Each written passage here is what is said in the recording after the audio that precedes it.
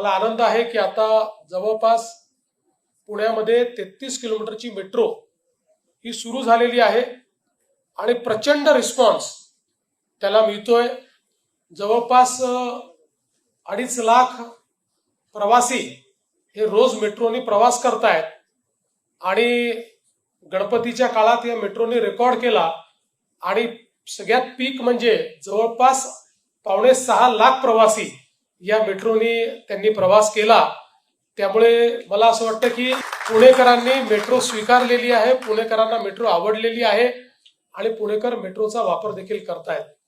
आता आपली जी दुसरी मेट्रो आहे टाटा सोबत, जो देशातला पहिला पीपीपीचा प्रकल्प आहे मेट्रोचा, त्या प्रकल्पामध्येही 23 किलोमीटरचं काम आपलं आता जवळपास पूर्ण झालं आहे।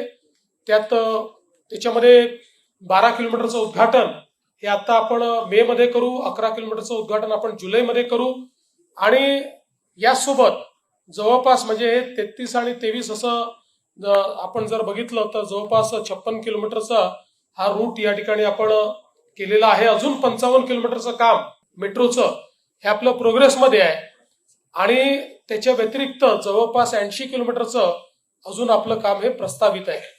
म्हणजे एकूण पुणे मेट्रो करता 200 किलोमीटरचं कंप्लीट या ठिकाणी नेटवर्क हे आपण प्लॅन केलंय, ज्यामध्ये पुणे महानगरपालिकेचं क्षेत्र असेल, पिंपरी चिंचवड महानगरपालिकेचं क्षेत्र असेल आणि पीएमआरडीचं क्षेत्र असेल, अशा सगळ्या क्षेत्राचं इंटिग्रेशन हे या मेट्रोच्या माध्यमातून आपण करणार आहोत।